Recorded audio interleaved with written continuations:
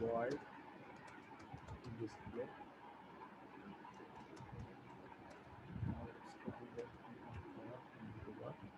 Show comment. I hope कि अब ये क्लियर हो गया होगा उम्मानी।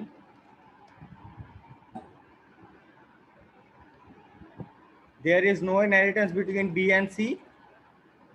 अब आपने अगर देखें, अगर कोई भी मेंबर आपका किसी दूसरी क्लास में और क्लासेस के दरमियान इनहेरिटेंस नहीं है, तो अब इसका ऑब्जेक्ट तो आपने बना दिया, लेकिन जो इसका मेथड है ना वो किसी स्कोप में आपने रखना है। अब फॉर एग्जांपल आप डायरेक्ट v1 डॉट शो कर देंगे तो कैसे पता चलेगा कि जनाब ये सी क्लास का मेथड कहाँ पे कॉल होगा। अब सी क्लास का ये वाला मेथड चलाएंगे तो इसके अंदर हमारे पास बी का मेथड कॉल हो रहा है ना। Is it clear? सर यानी मेथड बनाना जरूरी है कॉल करने के लिए। मेथड यानी कोई स्कोप ऐसा बनाना जरूरी है जो किसका हो, वो इसका हो। और सर यानी इनहेरिटेड मेथड जो है वो नॉर्मल इनहेरिटेड क्लास जो है वो नॉर्मल क्लास में नहीं कॉल हो जी सकता उसका कोई मेथड। जी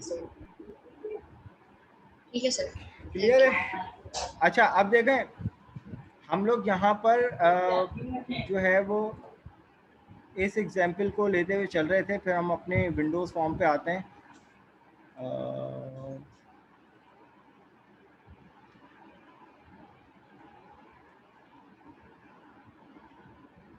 ये टेम्परेचर वाली, अब क्लास हमारे पास स्टैटिक थी, temperature converter, static double Celsius to Fahrenheit ये एक मेथड था, और दूसरा मेथड फ़ारेनहाइट टू सेल्सियस। अब दोनों मेथड में एक यूज़र से इनपुट लिया गया है टेम्परेचर टू फ़ारेनहाइट। अब आप अगर विंडोज़ फॉर्म पे भी इम्प्लीमेंट करते हैं तो यूज़र डिफाइंड क्लासेस में जो काम होगा वो वेरिएबल्स और मेथड के थ्रू होगा। उसमें विंडोज़ फॉर्म का कोई भी कंट्रोल एक्सेसिबल नहीं होता। जब आप फॉर्म के पीछे इन मेथड को चलाएंगे तो वहाँ पे आर्गुमेंट के तौर पर वहाँ पर विंडोज़ फॉर्म के कंट्रोल्स कॉल हो रहे होंगे, like text box, radio button, etc. अब इसमें एक वेरिएबल सेल्सियस के नाम से उठाया जिसमें यूज़र से इनपुट करवाया, सही है, और पैरामीटर हमने पास कर दिया। अब सेल्सियस इसको जो है वो फॉर्मूले में पुट कर दिया, फ़ारेनहाइट के नाम से वेरिएबल लिया, और यहाँ पर वही नॉर्मली प्रोग्रामिंग फंडामेंटल में जो आप लोगों ने प्रोग्राम आई होप बनाया होगा तो वही फॉर्मूला यहाँ पर प्लेस अप कर दिया और रिटर्न करवा दिया फ़ारेनहाइट। फ़ारेनहाइट की टाइप क्या थी? डबल। तो ये मेथड क्या रिटर्न करवाएगा? Double type. तो ये इसी तरीके से ये एक मेथड बन गया। सेम इसी का रिवर्स ये वाला मेथड बन गया, सिर्फ फॉर्मूले के उन्होंने चेंज किया और वेरिएबल को अब यहाँ पे फ़ारेनहाइट से सेल्सियस किया। अब ये सेल्सियस इनपुट आएगा, फ़ारेनहाइट हमें रिटर्न मिलेगा। इस मेथड के थ्रू फ़ारेनहाइट इनपुट आएगा और सेल्सियस हमें रिटर्न मिलेगा। अब मेन सेक्शन में आ गए। मेन सेक्शन में इन्होंने पहला सिंपल यूजर से इनपुट ले लिया सिलेक्शन का, कि अगर आप वन स्ट्रिंग प्रोवाइड करोगे या टू दोगे तो उस पर ये दो अलग अलग मेथड चलेंगे। तो अब यहाँ पर स्विच केस लगा लिया इन्होंने, एक वेरिएबल स्ट्रिंग टाइप का लिया और उसको स्विच में डाल दिया, और स्विच में केसेस, जिस टाइप का स्विच के अंदर वेरिएबल होता है उसी टाइप की वैल्यू एज अ केसेस के तौर पर बनती है। ये तो प्रोग्रामिंग फंडामेंटल का रूल है स्विच केसेस का, आप लोगों को पता होगा। सिलेक्शन के नाम से यूजर से इनपुट लिया, कोई कन्वर्जन नहीं की, यूजर इनपुट। अब यहाँ पर देखिए डबल एफ और सी दोनों को इनिशियलाइज कर दिया 0 से, क्योंकि ये रन टाइम हमें मेथड रिटर्न करके देगा। अगर 1 चलाएंगे तो जनाब एफ रिटर्न होगा, यहाँ पर देखिए, और अगर आप 2 चलाएंगे, 2 प्रिंट करेंगे तो यहाँ पर सी रिटर्न होगा। अब केसेस में देखें, अगर यूज़र ने 1 प्रेस किया तो प्लीज़ इंटर दी टेम्परेचर। अब आपसे सेल्सियस टेम्परेचर मांगेगा। जो भी आप सेल्सियस ऊपर हमने डिफाइन किया था, सेल्सियस अगर टेम्परेचर आएगा यूज़र से इनपुट तो जनाब वो फ़ारेनहाइट में तब्दील होकर हमें फ़ारेनहाइट रिटर्न करके देगा। तो यहाँ पर देखिए इन्होंने भी यही कहा हुआ है कि आप फ़ारेनहाइट में यूज़र से इनपुट मांगा जा रहा है, सॉरी यहाँ पे सेल्सियस में इनपुट मांगा जा रहा है और फ़ारेनहाइट में वैल्यू असाइन हो रही है जो कि 0 से इनिशियलाइज की थी। अब कैलकुलेट होके यकीनन फ़ारेनहाइट की कोई ना कोई वैल्यू बनेगी और वो यहाँ पर सीधा सीधा प्रिंट होगी, देन ब्रेक। दूसरा केस, अगर यूज़र ने 2 प्रेस किया तो जनाब कौन सा मेथड चलेगा 2 पे? ये सेल्सियस टू फ़ारेनहाइट। अब यूज़र से इनपुट मांगा जाएगा फ़ारेनहाइट में और सेल्सियस हमें रिटर्न होके मिलेगा। देन उसके बाद केस ब्रेक। डिफ़ॉल्ट केस क्या होता है, वही एल्स वाली कंडीशन कि अगर यूज़र ने इसके अलावा अगर कोई ऊट पटांग वैल्यू दी लाइक 3 4 जो कि इन केसेस में है ही नहीं, तो वो डिफ़ॉल्ट ब्रेक चलाएगा तो वहाँ पे कह देगा प्लीज़ सेलेक्ट द कन्वर्टर और सीधा सीधा यहाँ पे प्रिंट करवा देगा। तो ये एग्जाम्पल थे हमारे पास एक स्टैटिक मेंबर्स वगैरह की। और इसी तरीके से एक और एग्जाम्पल यहाँ पर इन्होंने प्रोवाइड की है, एक क्लास बनाई सर्कल की। जी कोई कुछ कह रहे हैं? नहीं sir, carry on please. Class बनाई हमने सर्कल की, स्टैटिक फ्लोट पाई के नाम से वेरिएबल लिया। और अब फ्लोट के बारे में लास्ट क्लास में भी कंस्ट्रक्टर ओवरलोडिंग में मैं आने का सवाल था कि सर एम्बिग्यूटी क्यों नहीं आएगी, तो उस वक्त हमने ये पढ़ा था कि जनाब फ्लोट और डेसिमल में हमें एक कीवर्ड लगाना पड़ता है वैल्यू के साथ। अगर फ्लोट टाइप है तो हमें एफ का जो है वो पोस्ट फिक्स देना पड़ता है, ये पोस्ट फिक्स कहलाता है वैल्यू के बाद जो है। इसी तरीके से डेसिमल की अगर हम बात करें तो डेसिमल में हमें एम लगाना पड़ता है। स्टैटिक फ्लोट पाई की वैल्यू लिए इन्होंने 3.14 और यहाँ पर रेडियस जो है वो डिक्लेयर करवा दिया। सर्कल का कंस्ट्रक्टर चला, कंस्ट्रक्टर है ना विद नो टाइप, उसके अंदर एक पैरामीटर है जो कि यूजर से इनपुट। जब भी इसका मतलब ये हुआ कि यहाँ से हमने ये आइडेंटिफाई कर लिया कि जब भी सर्कल का ऑब्जेक्ट बनेगा तो रेडियस की वैल्यू कंस्ट्रक्टर उठाएगा। तो और उसके बाद यहाँ पर फ्लोट कैलकुलेट एरिया, ये एक मेथड बना लिया जो कि एरिया कैलकुलेट करके रिटर्न करेगा। अब यहाँ पर इन्होंने जब इस क्लास को इम्प्लीमेंट किया तो यहाँ पर देखिए C1 ऑब्जेक्ट बनाया सर्कल का, और यहाँ पर ये जो 5 है ये किसकी वैल्यू है? 5, ये जनाब रेडियस की वैल्यू है 5, क्योंकि कंस्ट्रक्टर में रेडियस इनपुट लिया है ना। दोबारा समझा दें, समझ नहीं आ रही। देखो क्लास देखो सबसे पहले। सर रेडियस की वैल्यू हम चेंज कर सकते हैं क्या? ये यूजर इनपुट है, आप कोई भी मर्जी दो, बस इंटीजर वैल्यू होनी चाहिए। यहाँ पर क्योंकि इंटीजर वेरिएबल बनाया गया तो यहाँ पे आप 5.5 नहीं दे सकते क्योंकि इंटीजर वैल्यू है, इंटीजर एक होल नंबर वैल्यू होगी। भले से आप कोई भी दो, 50 दो, 100 अगर हम डेसिमल लगा दें, डेसिमल अगर आप डेसिमल रेडियस बनाते हो तो यहाँ पर वैल्यू के साथ आप m का पोस्ट फिक्स दोगे, ठीक है। अच्छा, आप चाहे वो सिंगल वैल्यू लो लेकिन या सर डेसिमल में रेडियस तो आएगा ही नहीं क्योंकि वो तो इंट में है ना। नहीं, अगर आप यहाँ पे इसकी टाइप डेसिमल कर दो तो सही है। सर एक दफा दोबारा समझा दें। देखो क्लास को देख लो दोबारा, क्लास सर्कल थी, उसके अंदर एक स्टैटिक फ्लोट का वेरिएबल यानी पाई के नाम से वेरिएबल हमने डिफाइन कर दिया 3.14f, ठीक है। फ्लोट क्या होता है? 16 बिट का होता है, सही है। तो उसमें 5 डेसिमल प्लेसेस आ सकते हैं, 5 डिजिट नंबर। अच्छा ठीक है। अब यहाँ पर इंटीजर रेडियस, अब रेडियस क्या है? ये एक वेरिएबल लिया जिसमें यूजर इनपुट आएगा। अब यूजर इनपुट आप लोग किसी मेथड के थ्रू ले सकते हो या कंस्ट्रक्टर के थ्रू ले सकते हो, तो इन्होंने कंस्ट्रक्टर के थ्रू यूजर इनपुट लिया, कंस्ट्रक्टर बनाया, उसमें पैरामीटर रेडियस के नाम से बनाया और एक्चुअल जो वेरिएबल था वो अंडरस्कोर रेडियस था। तो दिस डॉट रेडियस, ये वाले कमांड तो हम शुरू से करते हुए आ रहे हैं, ये वाला काम कि जब कंस्ट्रक्टर से यूजर इनपुट लेना हो तो आप कंस्ट्रक्टर में पैरामीटर प्रोवाइड कर दो। तो जो भी यूजर इनपुट आएगा यहाँ से, ये यूजर इनपुट आएगा वो डायरेक्ट इस पैरामीटर में जाएगा, पैरामीटर इस एट्रीब्यूट को असाइन कर देगा। मेथड चलाया, मेथड जो है वो क्या कैलकुलेट एरिया करके देगा, तो जो पाई का वेरिएबल था उसको मल्टीप्लाई करवा दिया 2 टाइम ऑफ जो भी यूजर इनपुट आया, तो रिटर्न बैक करवा दिया। तो ये क्या करेगा? फ्लोट रिटर्न करेगा, पॉइंटिंग वैल्यू होगी, सही है। फिर उसके बाद यहाँ पर हमने क्या किया? Float area. अब यहाँ पर देखो ये जो वेरिएबल है हमने अलग से वेरिएबल क्यों लिया, उसका रीजन क्या था कि आप यहाँ पे देखें हमने यहाँ पे कहीं एफ नहीं लिखा हुआ, और ये वाला मेथड जो है वो रिटर्न क्या कर रहा है? फ्लोट। फ्लोट रिटर्न करेगा तो हमें कोई फ्लोट का वेरिएबल लेना पड़ेगा, एरिया के नाम से हमने ले दिया। तो C1 डॉट मैथड चलाया और मेथड की जो वैल्यू रिटर्न होके आई वो किस में आई? एरिया के अंदर। या आप direct console dot right line में C1 डॉट कैलकुलेशन दे दो तो ये रिटर्न करके क्या देगा? एरिया रिटर्न करके देगा। तो इन्होंने वेरिएबल पे बाइंड कर लिया, सिंपल। सर ये ऊपर जो सर्कल के आगे 5 लिखा हुआ है तो हार्डकोर वैल्यू दी है ना?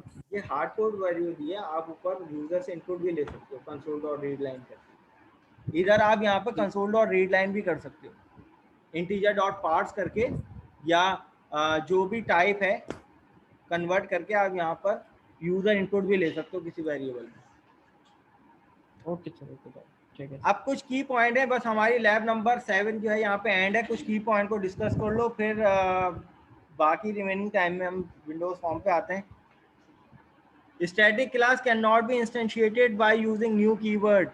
इंस्टेंशिएटेड का मतलब शुरू से बताता हुआ आ रहा हूँ, सीआर का पता। इंस्टेंशिएटेड का मतलब क्या हो गया? ऑब्जेक्ट बनाना सर। इंस्टेंशिएटेड का मतलब होता है ऑब्जेक्ट बनाना, इंस्टेंस क्रिएट करना। सही है, ये वाली लाइन होती है इंस्टेंशिएट करना, ठीक है। और इंस्टेंस किसको कहते हैं? इसको।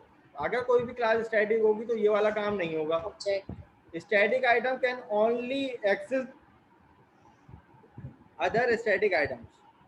For example static class can contain only static member, चाहे वो वेरिएबल हो, मेथड हो, ईटीसी हो। अगर क्लास स्टैटिक हो गई तो उसके तमाम मेंबर्स क्या होने चाहिए? स्टैटिक होने चाहिए। The static method can only contain the static variable and can only access other static item. ये वाला पॉइंट जी क्वेश्चन पूछना है मुझे। जी पूछें पूछें। सर अगर ये जो यहाँ लिखा हुआ है कि can only access other static items, अगर हम स्टैटिक की क्लास के अंदर नॉन स्टैटिक किसी क्लास का कोई मेथड उठाएं ऑब्जेक्ट बनाकर, तो वो ऑब्जेक्ट बनाकर भी नहीं लेगा? नहीं लेगा, क्यों? क्योंकि स्टैटिक है। स्टैटिक में सर ये रूल है। ऑब्जेक्ट रेफरेंस जरूरत ही नहीं होती। तो नहीं, अगर हम इसका ऑब्जेक्ट रेफरेंस नहीं दे रहे, हम किसी और क्लास का जो कि नॉन स्टैटिक है उसको ऑब्जेक्ट रेफरेंस देके किसी मेथड को कॉल करवा रहे हैं, तो वो भी मेथड कॉल नहीं होगा क्योंकि वो दूसरी क्लास तो नॉन स्टैटिक है। हम तो बस स्टैटिक के अगर अंदर ये उसे नॉन कॉल स्टैटिक क्लास है ए, और इस क्लास को मैं कर देता हूँ स्टैटिक क्लास,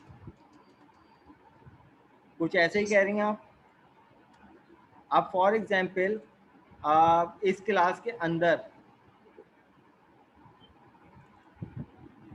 यही वाला काम कह रही है ना आप। इसके अब मैं क्या करूं इन दोनों के दरमियान, क्या इस कुछ क्लास के अंदर, स्टैटिक क्लास के इस मेथड के अंदर आप पब्लिक क्लास सी का मेथड डिस्प्ले जो है वो कॉल करें।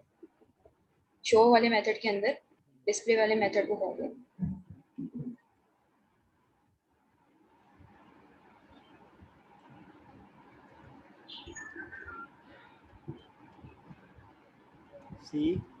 C1 which is equal to new,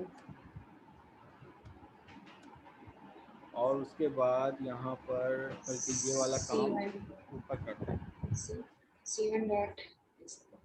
C1 dot करने के बाद सर हो तो क्या पर ये एरर दे रहा है। तो अब आपका सवाल क्या था? नहीं दे रहा एरर, नहीं दे रहा error.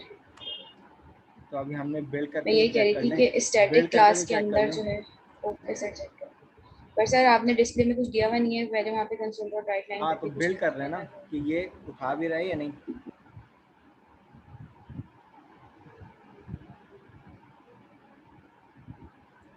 Cannot declare the instance member static class.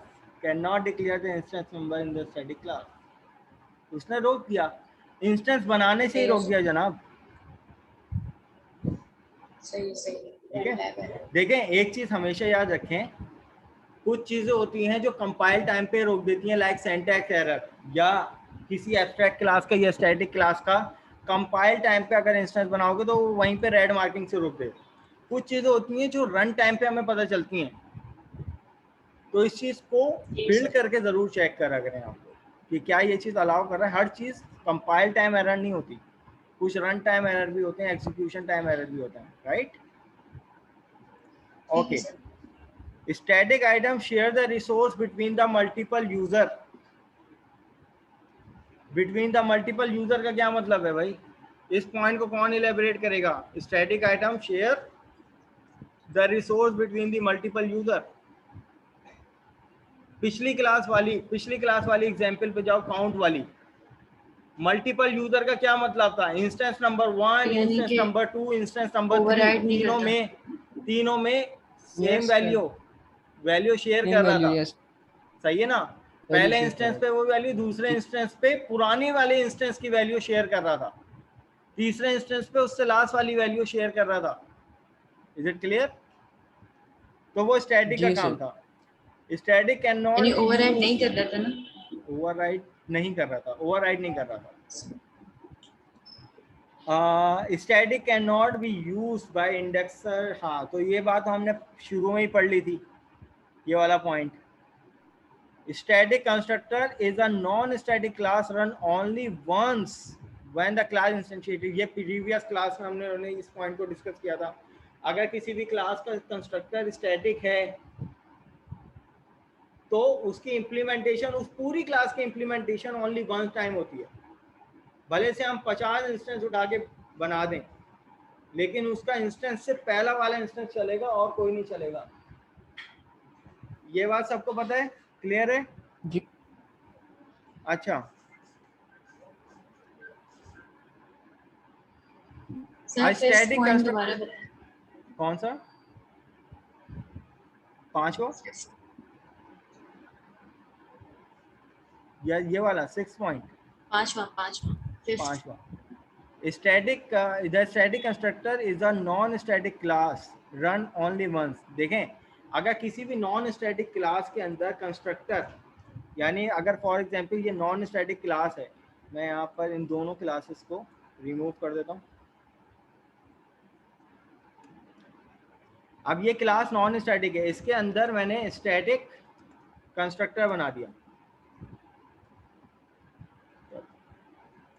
Constructor को मैंने स्टैटिक कर दिया, तो इसकी इम्प्लीमेंटेशन ओनली वन टाइम होगी। यानी फॉर एग्जांपल के हमने एक एग्जांपल ये की थी कि अगर कंस्ट्रक्टर स्टैटिक है तो मेंबर भी इसके अंदर स्टैटिक ही यूज होगा, काउंट का, विच इज इनिशियलाइज टू 0, और यहाँ पर काउंट को प्लस प्लस कर देते हैं।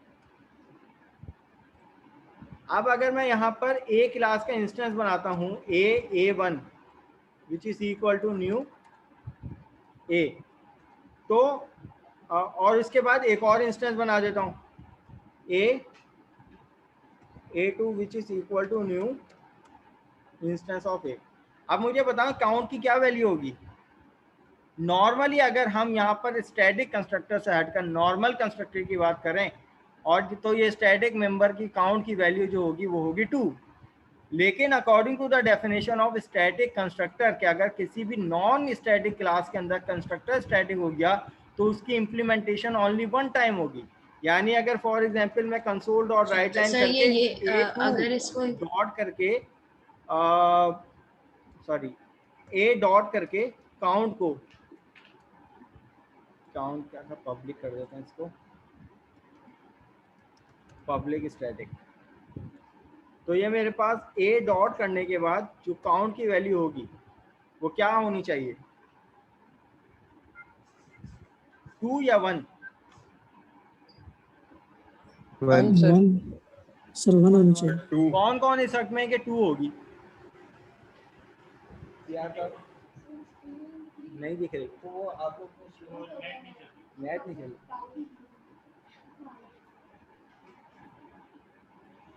जी स्टूडेंट्स, 1 हमारे 1 पास, सर। माँ शायद कह रहे हैं 2 होगी। चलो चेक कर लो भाई। स्टैटिक कंस्ट्रक्टर इम्प्लीमेंट ओनली 1, भले से आप उसके 50 इंस्टेंस बना दो, वो सिर्फ ये वाले पहले इंस्टेंस को चलाएगा।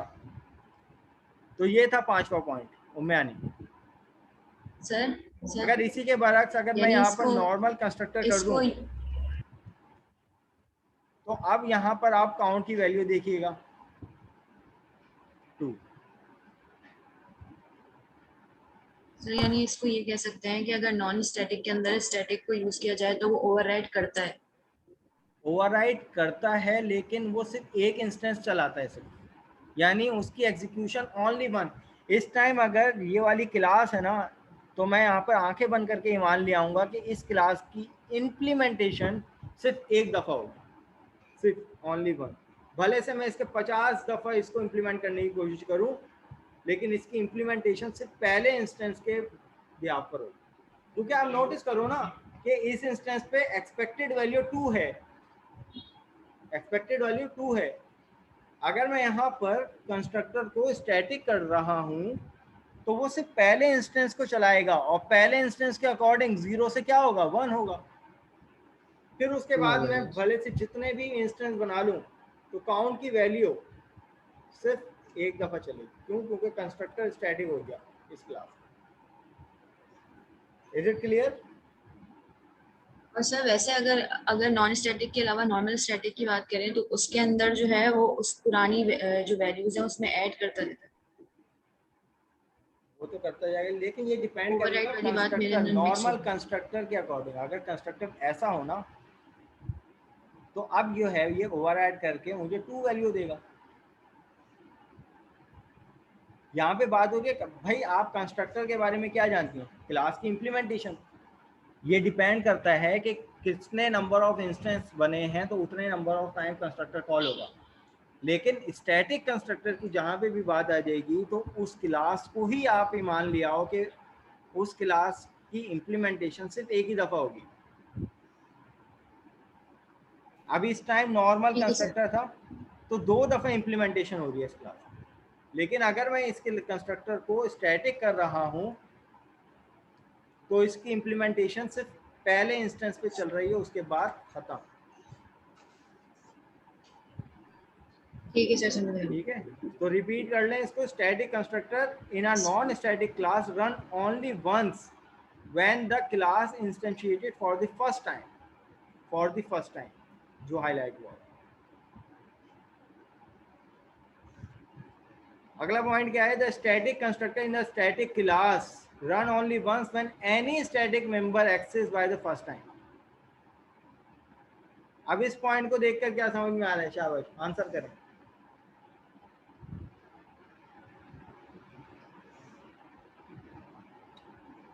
स्टैटिक कंस्ट्रक्टर किसी भी अगर स्टैटिक क्लास के अंदर है, अब क्लास ही स्टैटिक हो गई, वहां तो चलो क्लास नॉन स्टैटिक थी, अब क्लास ही स्टैटिक हो गई दोनों पे। अब क्या करें? क्लास के साथ डायरेक्ट असाइन करें। तो अब यहाँ पर नोटिस कीजिए, अगर स्टैटिक कंस्ट्रक्टर है किसी भी स्टैटिक क्लास के अंदर, run only once when any of the static member access for the first time. यानी इस पूरे, यानी अगर स्टैटिक यानी स्टैटिक क्लास के अंदर कंस्ट्रक्टर भी स्टैटिक है तो उसका मेंबर सिर्फ चलेगा ही एक दफा।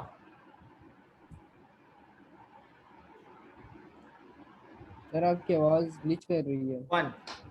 अब यहाँ पे नोटिस कीजिए, क्या मैंने कहीं 1 असाइन किया? नहीं। क्या मैंने क्लास का इंस्टेंस बनाया? नहीं। लेकिन अगर स्टैटिक क्लास के अंदर स्टैटिक कंस्ट्रक्टर बन सकता है लेकिन उसकी इम्प्लीमेंटेशन ओनली 1 टाइम। काउंट मैंने असाइन किया था 0 से, लेकिन कंस्ट्रक्टर एक दफ़ा चल रहा है जबकि यहाँ पर एक भी इंस्टेंस नहीं बनाया, सिर्फ डायरेक्ट उस काउंट के वेरिएबल को लिया और उस काउंट के। अब शर्त तो यही है, अगर स्टैटिक कंस्ट्रक्टर होगा तो जनाब मेंबर भी स्टैटिक होना चाहिए। अगर काउंट नॉन स्टैटिक होता तो it will return the error. ये भी वाइवा का मोस्ट इंपॉर्टेंट सवाल है कि क्या अब इसको घुमा के कैसे। दोबारा बताएं जी, कोई कुछ कह रहे हैं? सर। ये जो आपने अभी बताया ना कि इम्पॉसिबल है, नहीं हो सकता सर, ये एक और दफा बता दें, समझ नहीं आ रही है। बता देता हूँ। चलो नेक्स्ट सेशन ज्वाइन करो, ये लेस देन अ मिनट रह गया। Okay sir.